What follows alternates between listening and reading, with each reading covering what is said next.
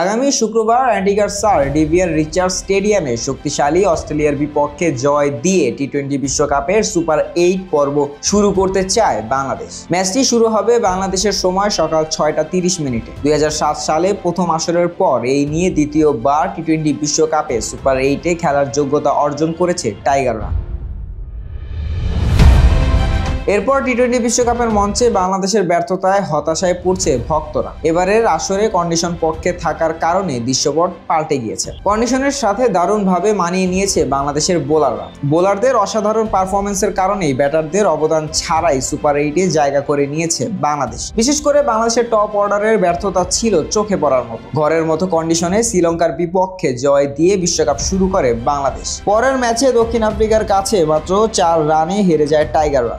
সহায় হলে প্রোটিয়াদের বিপক্ষেও জিততে পারত শান্ত সাকিবরা। গ্রুপ পর্বে নিজেদের শেষ 2 ম্যাচে নেদারল্যান্ডস ও নেপালকে হারিয়ে সুপার 8 নিশ্চিত করে টাইগাররা।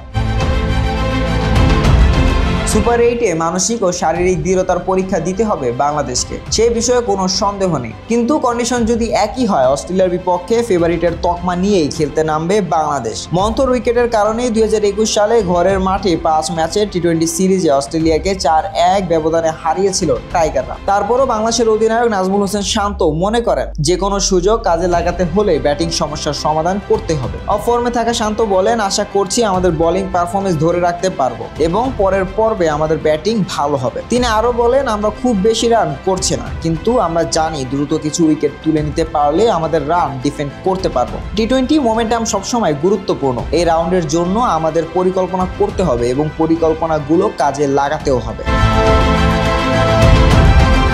টি-20 ফরম্যাটে এখন অবধি 10 বার মুখোমুখি হয়েছে বাংলাদেশ অস্ট্রেলিয়া। এর মধ্যে বাংলাদেশ 4টি জিতেছে এবং 6টি হেরেছে। টি-20 বিশ্বকাপে বাংলাদেশের বিপক্ষে 5 বারের মোকাবেলায় সবগুলোতেই জিতেছে অস্ট্রেলিয়া।